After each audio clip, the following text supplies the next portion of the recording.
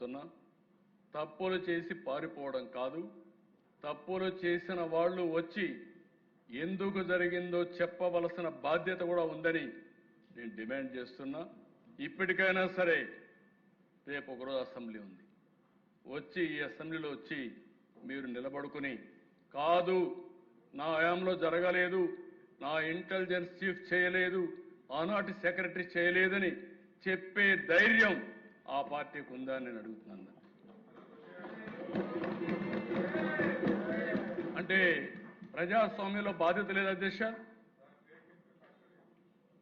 బాధ్యత లేదని నేను అడుగుతున్నా. ఇష్టానుసారంగా చేయడం, ఇంకొక పక్కన ఎదురుదాడి చేయడం. నేనేమైనా చేస్తాను, నన్ను ఎవరు ఏమీ చేయలేరనే అజం సమాజానికే మంచిది కాదు అధ్యక్ష. మొన్నే మనం చూసాను, నేను ఆ విషయాలు ఇప్పుడు మాట్లాడడం లేదు.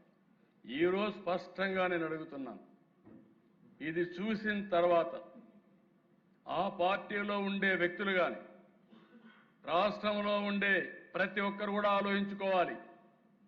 ఇంత దారుణంగా జరిగితే రేపు మీ పిల్లల పరిస్థితి ఏంటి, ఈ రాష్ట్ర భవిష్యత్తు ఏంటి?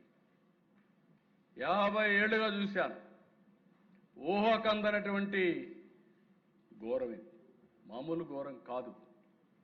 ఎవడైనా ఒక చిన్న తప్పు ఒక ఉద్యోగం ఇచ్చుకోవాలంటే ఏదో చేస్తే దాన్నే మనం రాజీనామాలు చేయించిన రోజు, పరీక్షల్లో పేపరు లీక్ అయిందంటే మంత్రులు రాజీనామా చేసిన రోజులు. ఈరోజు మీ ఇష్ట ప్రకారం అంటే ఎదురుదాడి చేయడానికి 24 గంటలు ఎదురు పెట్టుకొని ఫేక్ న్యూస్తో బతికిపోవాలంటే కుదరదు.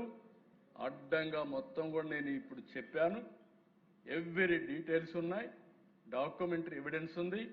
తప్పకుండా తప్పు చేసిన వాళ్ళని పనిష్ చేయడమే కాకుండా వ్యవస్థల్ని తీర్చిదిద్దాల్సిన బాధ్యత మనందరిపైన ఉంది.